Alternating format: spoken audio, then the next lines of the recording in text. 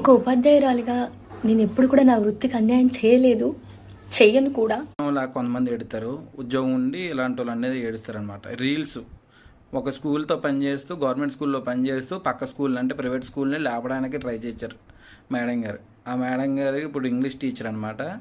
ఆ మేడం గారు అక్కడికి వెళ్ళి ఆ స్కూల్లో ప్రమోట్ చేస్తే వాళ్ళు డబ్బులు ఇస్తారు. ఇక్కడ ఇచ్చిన శాలరీ సరిపోదు మనకు ప్రమోషన్లో కూడా డబ్బులు కావాలి. తీసుకోండి, ప్రమోషన్లో డబ్బులు తీసుకోండి. కొన్ని కొన్ని రూల్స్ అండ్ రెగ్యులేషన్స్ ఉంటాయి.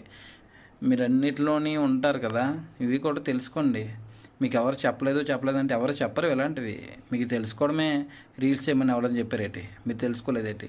అలాగే ఉంటుంది. మీకు అలాగే సస్పెండ్గా చేశారు, జాబ్ నుంచి అయితే తీరు కదా, అంతా ఖాళీగా ఉంటారు కాబట్టి ఇంట్లో కూర్చొని రీల్స్ చేసుకోండి. అవి వైరల్ అయితే ఇంకా మళ్ళీ కొన్ని మీకు ప్రమోషన్లు అవి వస్తాయి, రీల్స్ డబ్బులు వస్తాయి, డబ్బులు వస్తాయి, అవి చేసుకోండి. ఓకేనా? ఇంట్లో ఖాళీ కూర్చుంటారు, రీల్స్ చేసుకోండి. బాయ్.